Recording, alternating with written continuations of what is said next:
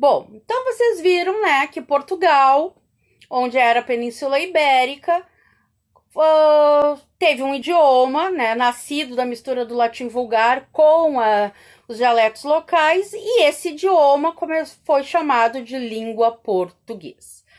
Portugal, assim como Roma, mas isso muito depois, né, estava à procura de novos territórios, né, para expandir o seu mercantilismo, a troca de mercadorias, as vendas, para expandir a fé católica, né? Então, era na época lá das grandes navegações. Então, vocês podem ver que a história ela é sempre muito parecida, né?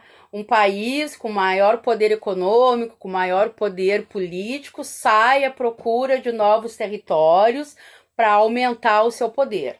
Então, eles, né, estão lá procurando novos lugares, tem toda uma história aí por trás, são feitas navegações, e numa dessas navegações, à procura de novos territórios, então, vocês devem ter estudado já, né, isso, chega ao Brasil Pedro Álvares Cabral lá em 1500, né?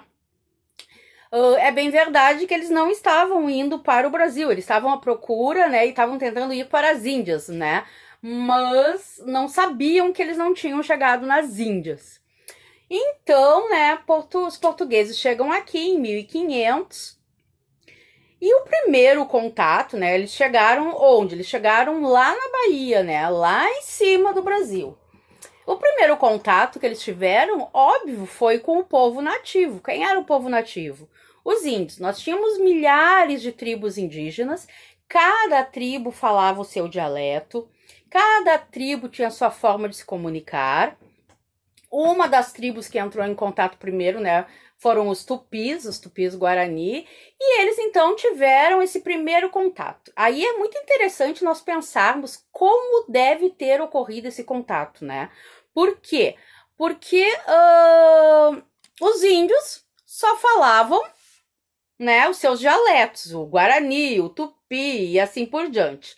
E os portugueses só falavam português. Então, eles não se entendiam. As primeiras comunicações, que é o que está registrado na carta de Pero Vaz de Caminha, Pero Vaz de Caminha é o escrivão que veio junto, né, nos navios. Por que ele era um escrivão? Porque ele era o único que sabia escrever. Olha a importância de alguém saber ler e escrever. Então, a ele foi dada a missão de relatar em cartas para o rei Dom Manuel tudo que eles encontrassem nas novas terras. Então, ele vai escrever lá o primeiro documento escrito em solo brasileiro, mas não é o primeiro documento brasileiro, mas ele é escrito em solo brasileiro, que é a Carta de Pero Vaz de Caminha, que ele relata para o rei de Portugal como foi esse primeiro contato entre os índios e os portugueses. A carta ela é bem extensa, óbvio, né? Porque ela é como se fosse um relato de viagem. Ele fala sobre as riquezas que eles encontraram aqui, riquezas como água abundante, muita terra, muito verde. Não estou falando em ouro, tá? Não é isso, ainda não tinha como saber se tinha ou não.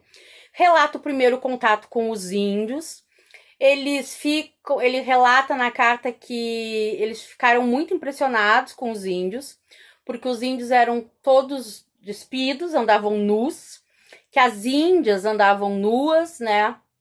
E não tinham vergonha de expor as suas vergonhas seriam as partes genitais, e todos os índios, segundo a carta, eram muito limpinhos, né? E muito bem nutridos. Então, eles ficaram muito espantados com isso. E no primeiro contato, o que eles fizeram, né?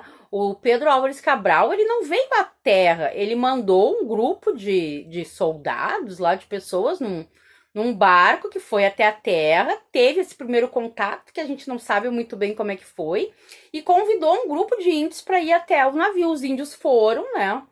E lá, então, diz que o capitão deu vinho para os índios tomarem, os índios provaram, mas não gostaram, jogaram fora, que o capitão mostrou um papagaio, que os índios olharam e apontaram para a terra. Eles, os portugueses, entenderam que aquilo ali eles tinham, né?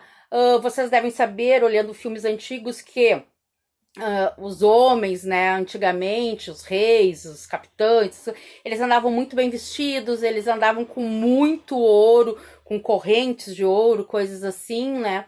Então o capitão, ele estava com uma corrente de ouro, e segundo o relato do Pero Vaz de Caminha, o índio apontou para a corrente de ouro do capitão e apontou para a terra. O que os portugueses entenderam? Que aquilo ali, ouro, tinha na terra, né? Então, olha a importância de nós sabermos ler e escrever. Por quê? Porque a gente só tem na história o relato do homem branco, o português, o colonizador. Nós não sabemos como os índios estavam realmente, o que eles pensaram realmente, o que eles queriam, né? A gente não sabe nada disso. Por quê? Porque a língua indígena não era, né, uma língua escrita. E, portanto, não se teve registro, se perdeu isso. Então, a gente só tem o registro de um lado da história. Todo o outro lado a gente só pode supor. Então, aí da importância de nós, né, dominarmos, todos nós, dominarmos a nossa língua e sabermos escrever a nossa língua, né? Então, tem esse primeiro contato. Já na carta do Pero Vaz de Caminha, eles não chamam, o Brasil naquela época não se chamava Brasil, tá? Era uma terra desconhecida, né, de muitos, segundo a história, e eles chamaram, então, o local, né, de Terra de Santa Cruz. É este nome que o Pero Vaz de Caminha chama a terra. E a terra, né, o Brasil atual, vai ser chamado de Terra de Santa Cruz durante muito tempo, durante séculos. Os índios chamavam a terra de Pindorama, tá? Então, para os índios, o local onde eles moravam era Pindorama. O que significa Pindorama em tupi? Terra das Palmeiras, era como, né, os índios chamavam. O nome Brasil, então, ele só vai ser usado, né, bem depois, né? Só vai ser usado e vai se tornar o nome oficial do Brasil lá no século XIX, que daí vão se usar nos documentos oficiais realmente o nome Brasil. E sobre o nome Brasil, há uma discussão entre os históricos, né? Entre os historiadores, melhor dizendo, desculpa. O que os historiadores dizem? Alguns falam que o nome Brasil, né, o nome do nosso país, ele se deu por conta da árvore pau-brasil, a qual os portugueses extraíam uma tinta vermelha, né? E eles enriqueceram com isso. Isso deu muito dinheiro para eles. Outra parte dos historiadores diz que o nome Brasil remete a uma lenda medieval que era muito conhecida na Península Ibérica, e essa lenda relatava uma ilha perdida, né? Essa ilha perdida era uma ilha mitológica que se chamava Brasil. Então, alguns historiadores dizem que o nome do Brasil seria referente a essa ilha mitológica perdida, já que, segundo os portugueses, o Brasil foi descoberto, né? Ok? Bom, então, mas tudo isso que eu falei, né, vocês leram lá no texto, vocês responderam, e vocês estão vendo aí nesses esqueminhas que eu fiz e coloquei aí na tela para vocês acompanharem, tá? A gente, assim, explicando, parece que tudo isso aconteceu num passe de mágica, né? Mas não, tá? Os portugueses chegaram no Brasil em 1500, ficaram um tempo aqui, foram embora, deixaram, né, as terras ali largadas, e eles só voltaram a se interessar pelo Brasil lá por 1530, por aí, quando os holandeses também estavam à procura de novos territórios, e eles ficaram com medo que os holandeses, então, tomassem conta do Brasil. E por isso, então, mandaram pessoas para cá, né, para começar a colonizar o local. Diz alguns historiadores, né, diz a história, que o rei de Portugal pegou todo mundo que estava nas prisões na época, botou dentro de um barco e mandou para o Brasil, né? Tipo, manda essa gente bem longe daqui. Então, digamos que esses foram os nossos primeiros habitantes estrangeiros, né?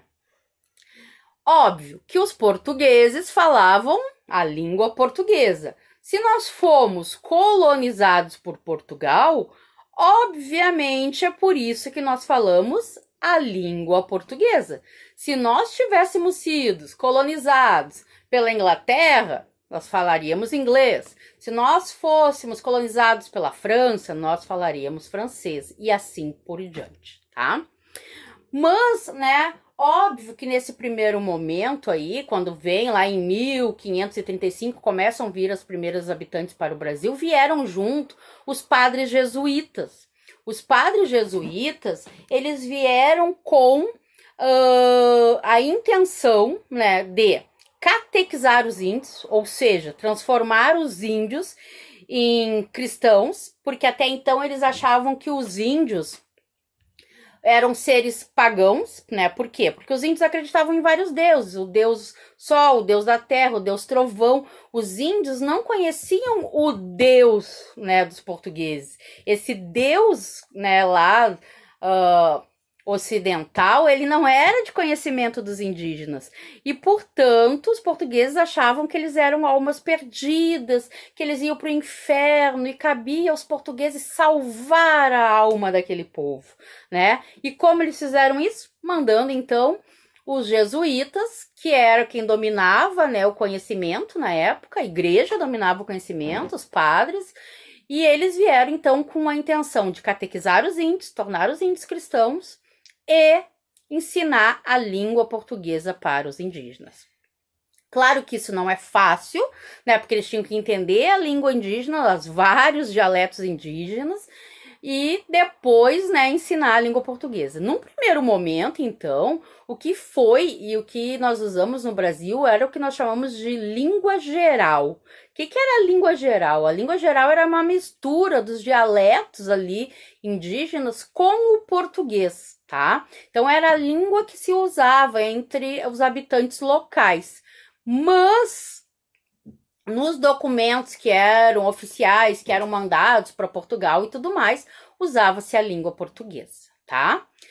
Bom, depois, então, vocês devem saber que veio para o Brasil, né? Veio não, né? Foram trazidos para o Brasil os africanos, né? De maneira arbitrária, eles vieram escravizados. E óbvio que quando eles chegaram no Brasil, eles falavam as suas línguas, seus dialetos, cada um de uma região, né? Quando eles chegavam aqui, o que a primeira coisa que acontecia, eles eram batizados, tá? Na igreja católica. Porque eles também eram considerados pessoas pagãs sem religião, porque não conheciam o Deus europeu, né? Então, eles eram batizados. O padrinho geralmente era o próprio comprador, quem comprava o escravo, e eles eram proibidos de fazer toda e qualquer referência às religiões deles, as religiões que eles tinham, né, as religiões de matrizes africanas. O que eles fizeram, né? Como eles eram muito espertos, eles perceberam que, por exemplo, eles tinham na religião católica a Nossa Senhora dos Navegantes, né? Nossa Senhora dos Navegantes é aquela que protege os pescadores, os mares, umas coisas assim, né? Vocês sabem que eu não sou religiosa, né? E, portanto, eu não tenho muito conhecimento a respeito disso. Mas eles viram que eles tinham uma entidade, um orixá, eu não sei como é que se chama, né? Que tinha essa mesma função, que era Iemanjá. E assim por diante, né? Então, o que eles fizeram? Eles pegaram as figuras da Igreja Católica e rezavam para essas figuras da Igreja Católica, mas pensando nos orixás das religiões deles. Isso foi o que nós chamamos, e é o que nós chamamos de sincretismo religioso, né? O Brasil é um país que tem muito isso, esse sincretismo religioso. Nós somos um país que as pessoas às vezes se dizem católicas, mas ela muitas vezes vão nos terreiros de Umbanda, vão no espiritismo, vão em outros lugares, e não tem problema em relação a isso, tá? É só para ver como é esse sincretismo, essa mistura das religiões. Então foi uma forma que os africanos acharam, né, de manter a sua religiosidade. Então, a língua portuguesa, por que eu tô falando disso? Porque os africanos, eles vão ser importantíssimos para nossa língua, porque eles vão trazer, né, junto com eles, todos os costumes, todas as tradições, os utensílios, né, tudo que eles usavam lá, eles vão trazer para o Brasil e eles vão continuar usando entre eles. Então, a língua portuguesa nossa, a língua portuguesa brasileira, que é diferente da língua portuguesa de Portugal, não muito, né? A essência é a mesma, mas ela tem diferenças. Ela é uma junção do quê? Ela é uma junção do português de Portugal mais a língua indígena, né? Porque os índios já tinham nome para árvores, para bichos, para comidas, para lugares que tinham aqui e não tinham por que trocar esse nome. Esses nomes então foram mantidos, né? E vocês devem estar vendo aí todas as palavras que nós temos de origem indígena, mais a língua africana, né? E todas as contribuições que eles trouxeram. Então, a nossa língua ela é uma mistura do quê? Da língua portuguesa, da língua indígena e da língua africana, tá? Dos dialetos africanos. E claro que com o passar do tempo, né, teve contribuições de outras línguas, como o espanhol, o italiano e assim por diante. Todas as culturas que essas pessoas trouxeram, né, os imigrantes quando vieram para cá, que trouxeram seus costumes e suas culturas, expressões que nós não tínhamos aqui, então, elas foram incorporadas à língua portuguesa. Então, a diferença entre a língua portuguesa do Brasil e a língua portuguesa de Portugal é que a língua portuguesa brasileira ela é mais maleável. Ela aceitou maiores contribuições diferente da língua portuguesa de Portugal, ok? Tá? Então, e como, né, os portugueses fizeram, então, para garantir que a língua portuguesa fosse a língua oficial e, assim, um domínio político e econômico na época? Eles proibiram o uso da língua geral, né, aquela língua usada. Os índios foram proibidos de usar seus dialetos, eles só poderiam falar em língua portuguesa. E todos os documentos, todas as escolas, tudo que existia de ensino, obrigatoriamente tinha que ser em língua portuguesa, né? E quando a família real vem para o Brasil em 1808, então isso fica mais claro ainda. Então é por isso, e é desta forma, que nós falamos hoje a língua portuguesa, ok? Eu espero que vocês tenham entendido. Vocês devem ter visto ali também que a língua portuguesa ela não é falada só no Brasil, né? Ela é falada em outras regiões, ela é falada em vários continentes, né?